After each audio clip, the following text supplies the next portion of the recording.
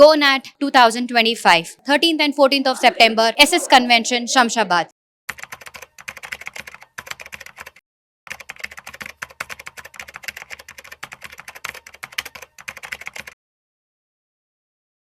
నమస్తే, welcome to Suman TV. నేను Vishnu S. ప్రస్తుతం నాతో పాటు certified financial planner doctor Bathshu Anil Kumar గారు ఉన్నారు. సార్తో మాట్లాడదాం. అనిల్ గారు నమస్తే సార్. నమస్తే అండి. Welcome to Suman TV. Thank you అండి. రైట్. సో ఇవాళ సెప్టెంబర్ 11th మార్కెట్ క్లోజింగ్ ఎక్కడో చూద్దాము. సెన్సెక్స్ విషయానికి వస్తే 123 పాయింట్లు లాభపడి 81,548 వద్ద క్లోజ్ అయింది. నిఫ్టీ విషయానికి వస్తే 32 పాయింట్లు లాభపడి 25,005 వద్ద క్లోజ్ అయింది. ఏంటి ఇవాళ మార్కెట్ ని పాజిటివ్ గా డ్రైవ్ చేసిన అంశాలు ఏమున్నాయి ఇవాళ? సో మార్కెట్ ని పాజిటివ్ కన్నా మార్కెట్ ఇవాళ అంటే ఫ్లాట్ గా మోర్ క్లోజ్ అయింది. వన్ థింగ్ వచ్చేసి ఏంటంటే మనం అనుకున్నాం మచ్ హయ్యర్ వెళ్తుంది అనుకున్నాం. ఒకటి పక్క మొన్న ట్రంప్ వేసిన ట్వీట్ ఏదైతే ఉందో దానికి మన ప్రధానమంత్రి గారు మోడీ ఇచ్చినది రిప్లైకి చూస్తే కూడా ఏంటంటే బయట ఎంత జరుగుతున్నా చర్చలు అయితే జరుగుతున్నాయి, చర్చలు ముందుకు వెళ్తాయి అంటే మొన్నటి వరకు టోను వర్స్ట్ ఎకానమీ అన్న వ్యక్తే గ్రేట్ కంట్రీ అనే వర్డ్ వాడేసి అంటే వాళ్ళకి ఇప్పుడు మన మీద ఎంత అవసరం అంటే మార్కెట్స్ అవసరమే అనుకోండి, పరిస్థితుల్లో మనం తగ్గట్లేదు అని వాళ్ళకి తెలిసి వచ్చింది. వాళ్ళ బ్లఫ్ అంటాము. సో ఆ బ్లఫ్ అనేది ఎటువంటి ఎంత మాట్లాడినా చెత్త మాట్లాడినా ఇండియా ప్రభుత్వం ఏమి ఎటువంటి రిప్లై ఇవ్వట్లేదు. సో కామ్గా తన పని తను చేసుకుపోతుంది. అండ్ వేరే కంట్రీస్తో కొత్తగా వాణిజ్య చర్చలు కానివ్వండి, ఎక్స్పోర్ట్స్ చేస్తున్నారు. మన ఎక్స్పోర్టర్స్కి మేము అడిషనల్గా ఫండ్స్ ఇస్తాము, అడిషనల్ మార్కెట్స్ జనరేట్ చేసుకొని రీచ్ అవ్వడానికి మేము అది ఇస్తామన్నారు, కానీ ఎక్కడ కూడా లొంగలేదు వాళ్ళ భయాలకి. సో అందుకోసమే వాళ్ళకు అనిపించింది ఇప్పుడు ఆ ఒక్క ట్వీట్తో కొంచెం సెంటిమెంట్ అయితే మారింది పక్క. అదొకటి. ఇంకొకటి ఏంటంటే నిన్న అమెరికన్ మార్కెట్లో చూసుకుంటే ఒరాకిల్ ఫైనాన్షియల్ సర్వీసెస్ ఒక్క రోజుకి 40% పెరిగింది. రీజన్ ఏంటంటే ఇప్పుడున్న వాళ్ళ రెవెన్యూస్ ఇంకొక 5 సంవత్సరాల్లో 5 నుంచి 10 రెట్లు అవ్వచ్చు. అది కూడా AI driven, cloud computing and AI డ్రివెన్తో ఒరాకిల్ ఏదైతే తీసి పారేశారో అలాంటిది వాళ్ళ ఇచ్చిన ప్రొజెక్షన్స్కి నిన్న అక్కడ మార్కెట్స్ అదిరిపోయాయి, మార్కెట్స్ లైఫ్ టైం హై అయ్యాయి. సో అది అట్లీస్ట్ కొంచెం అంటే ఇవాళ ఇండియన్ మార్కెట్లో మనం అనుకున్నాం ఏంటంటే దానివల్ల కొన్ని ఇండియన్ ఐటీ స్టాక్స్ బాగా పర్ఫామ్ చేస్తాయి అనుకున్నాము. దో అది పర్ఫామ్ చేయకపోయినా బట్ అట్లీస్ట్ ఆ పాజిటివ్ యూఎస్లో ఐటీ ఎస్పెషల్లీ ఒరాకిల్ ఏదైతే ఉందో దానివల్ల కొంచెం హాల్ట్ అయితే అయ్యింది. మనం అనుకున్నంత ఇంపాక్ట్ ఎస్పెషల్లీ విప్రో లాంటి క్లౌడ్ కంప్యూటింగ్లో కానీ క్వైట్ అ ఫ్యూ కంపెనీస్ ఏంటంటే ఒరాకిల్తో ఆల్రెడీ టైఅప్ ఉన్నాయి. వాటి ప్రొజెక్షన్స్ బాగా ఉంటే వీటికి కూడా బాగా ఉండే అవకాశాలు ఉన్నాయి. ఇవి పర్ఫామ్ చేస్తాం అనుకున్నాము. బట్ సమ్హౌ ఇవాళ ఐటీ సెక్టర్ అంత బాగా పర్ఫామ్ చేయలేదు. మార్కెట్స్ మధ్యలో కొంచెం 25,000 క్రాస్ చేసిన చివరికి మాత్రం 25,000 అనే సైకలాజికల్ మార్క్ మాత్రం ఇవాళ క్రాస్ అవ్వడం మంచిదే. నిన్నటి కన్నా దగ్గరికి వచ్చింది. నిన్న క్రాస్ అయింది కొద్దిసేపు, మళ్ళీ చివరికి క్లోజ్ అయింది 25 బిలో. సో దిస్ ఈజ్ ఏదైతే మనం ఒక లాస్ట్ వీక్ అనుకుంటే ఏంటంటే 24,850 అనేది ఒక రెసిస్టెన్స్ అనుకున్నాము. అక్కడికి 2-3 రోజులు వచ్చింది. ఇప్పుడు క్రాస్ అయింది, కంఫర్టబుల్గా 25 దాటింది. కాబట్టి మార్కెట్స్ ఇక్కడి నుంచి ఎటువంటి ఇబ్బందులు ఏమి రాకపోతే మాత్రం ఇంకా ముందుకు పరిగెడతాయి అనేది మాత్రం అనిపిస్తోంది. ఎందుకంటే బుల్స్ కంట్రోల్కి మార్కెట్ మెల్లిగా వస్తూ ఉంది. అండ్ ఇవాళ మీరు చూసుకుంటే మిడ్ క్యాప్ కానీ స్మాల్ క్యాప్ టోటల్ ఫ్లాట్ 0% అనుకున్నా, మిడ్ క్యాప్ కూడా ఫ్లాట్గా ఉంది. లార్జ్ క్యాప్స్ చూసుకున్నా కానీ ఫ్లాట్గా ఉంది. సెక్టోరల్గా చూసుకున్నా కానీ మనము మీడియా ఇండెక్స్ ఒకటి యాక్చువల్లీ ఒక 2-3 వారాల నుంచి మీడియా డౌన్లో ఉంది. బట్ ఇప్పుడు మాత్రం ఒక 1% పెరిగింది ఇవాళ. మీరు పిఎస్యు అదొక పిఎస్యు బ్యాంక్స్ యాక్చువల్లీ మనము ఒక 1.5 మంత్ నుంచి కొంచెం నెగిటివ్కి వెళ్ళిపోయాయి. బట్ ఎస్టర్డే కానీ ఇవాళ కూడా మళ్ళీ ఒక 0.73% పెరిగింది. They are doing good. ఎవరైనా ఇన్వెస్ట్ చేద్దామంటే మాత్రం పిఎస్యు బ్యాంక్స్ ఇప్పుడు మంచి మొమెంటం వచ్చింది. చాలా స్టాక్స్, ఒకటి కాదు 4-5 స్టాక్స్కి మొమెంటం ఉంది ఇక్కడ.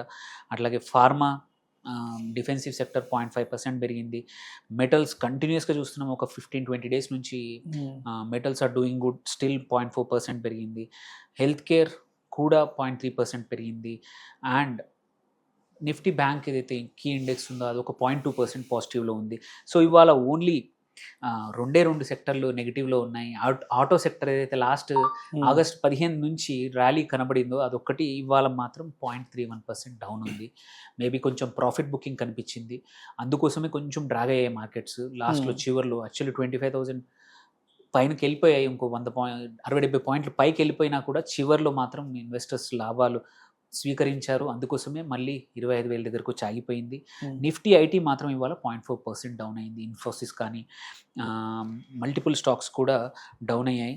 అండ్ మనం కీ స్టాక్స్ చూసుకుంటే ఏవైతే లార్జ్ క్యాప్స్ మంచి గెయిన్ అయిన స్టాక్స్ చూసుకుంటే మెటల్స్లో హిందుస్థాన్ జింక్ ఒకటి 3% గెయిన్ అయింది, గేల్ గ్యాస్ అథారిటీ ఇండియా కూడా ఒక 3%, శ్రీరామ్ ఫైనాన్స్ ఒక 2.5%, అదానీ ఎంటర్ప్రైజెస్ ఒక 2.5%, అండ్ సీజీ పవర్ కూడా 2.1%.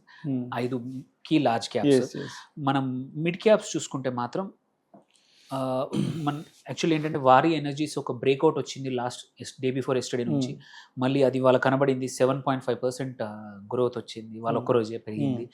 అరబిందో కూడా 5.61%, చోళమండలం ఫైనాన్స్ కానీ బిహెచ్ఈఎల్ కూడా ఒక 4% పెరిగింది, and NHPC national hydro power corporation కూడా ఒక 3.4% పెరిగింది. ఇంకా స్మాల్ క్యాప్లో ఏంటంటే మనం ఎక్కువగా నమ్మకూడదు, ఎందుకంటే కొన్ని స్టాక్స్ మనం అనుకున్నట్టు పనిచేయవు. కాకపోతే ఏంటంటే 1-2 స్టాక్స్, ట్రాన్స్కేమ్ ఒకటి 20% అప్పర్ సర్క్యూట్ హిట్ అయింది, ప్రోమాక్స్ పవర్ ఒకటి, ఈ రెండు కూడా అప్పర్ సర్క్యూట్ హిట్ అయ్యాయి. అండ్ లూజర్స్ చూసుకున్నాం అంటే టాప్ లూజర్స్ తీసుకున్నా కానీ మనము లార్జ్ క్యాప్లో మాత్రం ఐడిబిఐ బ్యాంక్ ఒకటి ఒక 2%, చోళమండలం ఇన్వెస్ట్మెంట్ అది ఒక 1.75, అదానీ పవర్ ఒక 1.5, అండ్ ఇన్ఫోసిస్ కూడా యాక్చువల్లీ అందరూ అనుకున్నారు వాళ్ళ ఐటీ స్టాక్స్ బాగా పర్ఫామ్ చేయొచ్చు, ఏదైతే అక్కడ యూఎస్లో ఓరకిల్ ఎఫెక్ట్తో ఇక్కడ ఇండియాలో కూడా క్వైట్ అ ఫ్యూ స్టాక్స్ అనుకున్నాం, కానీ ఇవాళ ప్రాఫిట్ బుకింగ్ చూసాము 1.4% డౌన్ అయింది. బజాజ్ ఆటో కూడా మల్టిపుల్ వారాల నుంచి బాగా పర్ఫామ్ చేస్తుంది, ఇవాళ మాత్రం 1.4% డౌన్ అయింది. సో ఇవి కొన్ని కీ స్టాక్స్ పరిస్థితి అండ్ కీ సెక్టర్స్ పరిస్థితి. అండ్ మనము ఈవెన్ కొన్ని స్టాక్స్ చూసుకున్నా, కొన్ని అదర్ రంగాలు చూసుకున్నా కానీ ఇవాళ ఆయిల్ అండ్ గ్యాస్ మాత్రం చాలా మల్టిపుల్ స్టాక్స్, మనం గేల్ అనుకున్నాము, ఐఓసి కానీ ఇవన్నీ బాగా పర్ఫామ్ చేశాయి. సో ఆన్ ద హోల్ ఫ్లాట్గా ముగిసింది. సో ఇక్కడి నుంచి హోప్ఫుల్లీ ఎటువంటి నెగిటివ్ న్యూస్ రాకపోతే మాత్రం బుల్లిష్గా ఉండి 26,000 వైపు పరిగెత్తే అవకాశాలు చాలా ఉన్నాయి. రైట్. ఇప్పుడు మనం సెప్టెంబర్ మిడ్కి వచ్చేసాము. మీకు గుర్తుందో లేదో, లాస్ట్ ఇయర్ సెప్టెంబర్ 27 నుంచి మార్కెట్స్ విపరీతంగా కొలాప్స్ అయ్యాయి కదా. అవును, సెప్టెంబర్ ఫియర్స్ ఏమన్నా మళ్ళీ మార్కెట్లకు ఉంటాయని భయం వేస్తుంది. అండ్ అంటే లాస్ట్ ఇయర్ ఏంటన్నది మనం చూసాం, బట్ ఈ సంవత్సరం మార్కెట్ని ప్రభావితం చేసే అంశాలు ఎస్పెషల్లీ సెప్టెంబర్కి సంబంధించి ఏమున్నాయంటారు? ఇప్పుడు యాక్చువల్లీ ఆపోజిట్, ఇప్పుడు పెద్దగా నెగిటివ్ అంశాలు ఏమీ లేవు, చాలా పాజిటివ్స్ వచ్చాయి. మీరు చూసుకుంటే లాస్ట్ 1 or 2 monthsలో ఎన్నో మంచి న్యూస్ జరిగాయి. గవర్నమెంట్ వైపు నుంచి కూడా సంస్కరణలే అనుకోండి, అటు ఆయిల్ ప్రైజెస్ అనుకోండి, అండ్ గ్లోబల్లీ కూడా లాట్ ఆఫ్ థింగ్స్ పాజిటివ్గా వచ్చాయి. అండ్ ఇండియన్ జీడిపి కానివ్వండి, ఎక్స్పోర్ట్స్ కానివ్వండి, మ్యానుఫ్యాక్చరింగ్ ఇండెక్స్ కానివ్వండి, సో ఇన్ని నంబర్స్ గుడ్ నంబర్స్ ఉన్నాయి. అండ్ మాన్సూన్స్ బాగా వచ్చాయి. సో Q2 Q3 ప్రెడిక్షన్స్ బాగా ఉండబోతున్నాయి. ఇన్ని శుభ సంకేతాలు జరుగుతున్నప్పుడు ఏంటంటే ఎక్సెప్ట్ ఈ హ్యాంగ్ ఒకటి మెడ మీద కత్తిలాగా ఈ Trump tariff, additional reciprocal tariff అనేది ఒకటి తగ్గిపోతే మాత్రం ఐ థింక్ జిఎస్టీ ఇవన్నిటి వల్ల మార్కెట్స్ నెక్స్ట్ 1 or 2 months మంచి టైం చూడబోతున్నాయి. మళ్ళీ లైఫ్ టైం హై ఏదైతే ఉందో 26,300 ఉంది కదా, అది ఈ సంవత్సరం అన్ని ఇంకా పెద్ద అనుకున్న న్యూస్ ఏం రాకపోతే మాత్రం ఈజీలీ మనం బీట్ చేసి 28,000 వైపు కూడా పరిగెత్తినా ఆశ్చర్యపడాల్సిన అవసరం లేదు ఉన్న పరిస్థితులను చూస్తే. ఓన్లీ ఏంటంటే ఇన్వెస్టర్స్ కొంచెం ఈ 1 year ఫ్లాట్గా ఉంది, మోరార్లెస్ లాస్ట్ ఇయర్కి ఈ ఇయర్కి చూసుకుంటే ఫ్లాట్గా ఉంది రిటర్న్స్.